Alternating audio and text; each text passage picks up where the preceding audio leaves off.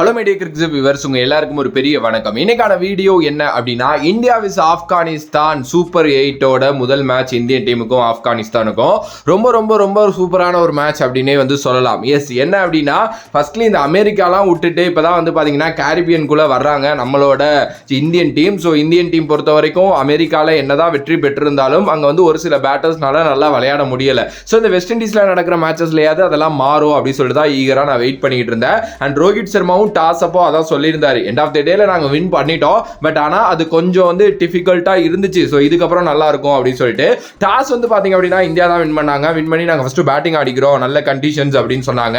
So Rohit Sharma 8 ரன்ல out ஆனாரு. வழக்கம் போல லெஃப்ட் ஆர்ம் ஃபாஸ்ட் பவுலருக்கு அவர் அவுட் ஆனாரு. விராட் கோலி ஒரு நல்ல ஸ்டார்ட் கிடைச்சிச்சு. ஆக்சுவலி ரொம்ப ஸ்ட்ரகிள் பண்ணிட்டு இருக்காரு இந்த வேர்ல்டு கப்ல. ஸோ ஓரளவுக்கு செட் ஆனாரு. ஆனா 24 பால்ல 24 ரன் ஒரு கியூட் இன்னிங்ஸ் ஆடிட்டு அவுட் ஆனாரு. ரிஷப் பண்ட் டப்பு டப்பு டப்பு டப்புன்னு அடிச்சாரு ஒரு 4-4. அவர் ஒரு 20 ரன்ல அவுட் ஆனாரு. ரஷீத் கான் பாத்தீங்க அப்படின்னா விராட் கோலி அண்ட் ரிஷப் பண்டோட விக்கெட்டை எடுத்தாரு. ஓகேவா, அதுக்கு அடுத்தபடியா சூரியகுமார் யாதவ், சிவம் டூபே இவங்க 2 பேரும் கை கோத்தாங்க. சிவம் டூபே 10 ரன்ல பாத்தீங்க அப்படின்னா அவரும் அவுட் ஆனாரு. ஒரே ஒரு 6 மட்டும் கிளியர் பண்ணாரு. சூரியகுமார் யாதவ், ஹர்திக் பாண்டியா இவங்க 2 பேரும் தாங்க 90ல 4 விக்கெட் அங்கேருந்து 2 பேரும் எடுத்துட்டு போனாங்க கேமை. குறிப்பா ஸ்கை அவர் எப்பவுமே ஒரு இன்னிங்ஸ் ஆடுவார்ல, இந்த 20 பாலுக்கு 50, 19 பாலுக்கு 50 அப்படின்னு சொல்லிட்டு அது மாதிரி ஒரு இன்னிங்ஸ் ஆடினாரு. 28 பால்ல 53 ரன், 5-4 3-6 அப்படின்னு சொல்லிட்டு அடிச்சு நவத்தி எறிஞ்சிட்டாரு. இன்னொரு சைடு ஹர்திக் பாண்டியா 24 பால்ல 32 ரன், 3-4 2-6 அவரும் ரொம்ப நல்லா விளையாண்டாரு. சீரியஸ்லி அவரோட இன்னிங்ஸ் தான் பாத்தீங்கன்னா இந்த கேமை நல்லா பில்ட் பண்ணி எடுத்துட்டு போனுச்சு. ஒன் சூர்யாவோட விக்கெட் விழுந்ததுக்கு அப்புறம் கூட ஒரு 4 ஒரு 6 அடிச்சாரு அப்படின்னு நினைக்கிறேன்.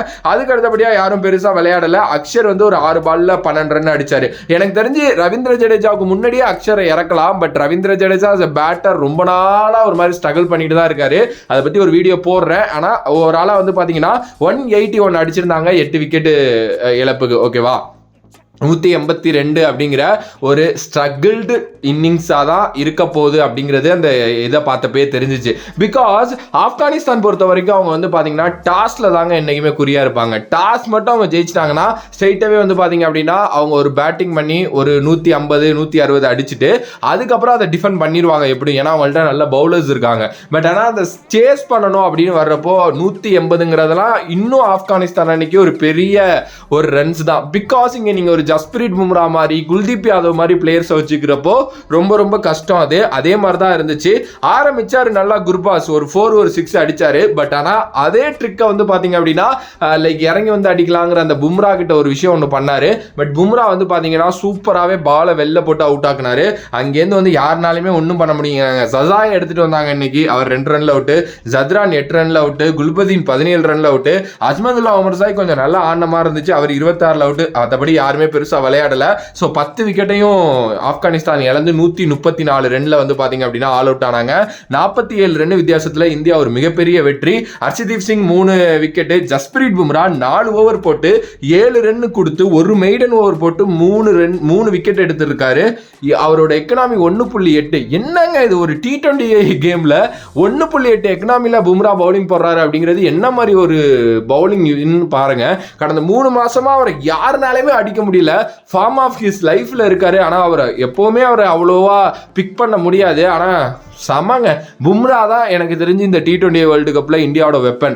ஒரு சைடு பேட்டிங்ல சூர்யானா, இந்த சைடு பும்ரா. இவங்க 2 பேரும் அந்த கேம் நல்லா பண்ணிட்டாங்கன்னா கண்டிப்பா இந்தியா பாத்தீங்கன்னா போயிடுவாங்க. எனக்கு தெரிஞ்சு இந்தியா ஃபைனல் போறதுக்கு நிறைய சான்சஸ் இருக்கு. பட் அந்த ஃபைனல்ல ஒன் பேட் கேமா அமைஞ்சிடக்கூடாது பும்ராவுக்கு. ஏன்னா பும்ராவை அடிச்சிட்டாங்க அப்படின்னா அன்னைக்கு கேம் முடிஞ்சிருச்சுங்க. பும்ராவை அடிக்கிற அந்த டீம் எந்த டீமோ அவங்களால மட்டும்தான் இந்தியாவை வின் பண்ண முடியும். ஏன்னா பும்ரா ஒரு பெரிய பெரிய பெரிய கீ.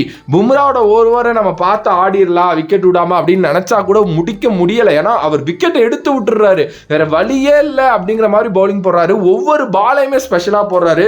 எப்பா வேற லெவல். அண்ட் குல்தீப் யாதவ் அவர் 2 விக்கெட் எடுத்தாரு. ஆனா 32 ரன் கொடுத்திருந்தாரு. ஓகே, அவர் ஃபர்ஸ்ட் வேர்ல்டு கப் மேட்ச் இது T20ல ரொம்ப நல்லா ஆடி இருந்தாரு. ரவீந்திர ஜடேஜா ஒரு விக்கெட் 3 ஓவர் போட்டு 20 ரன் கொடுத்து எடுத்தாரு.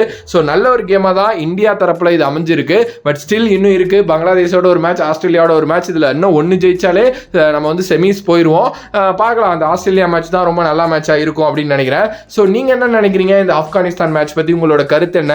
இன்னும் இந்த சிவம் டூபே, விராட் கோலி, ரோஹித் சர்மா இது மாதிரி பிளேயர்ஸ் எல்லாம் நல்லா பேட்டிங் பண்றது இல்ல. இதை பத்தி உங்களோட கருத்து என்ன அப்படின்ட்டு மறக்காம கமெண்ட் பாக்ஸ்ல கமெண்ட் பண்ணுங்க. If you like the video please like, share and subscribe to நம்மளோட கிரிக்கெட் சேனல்.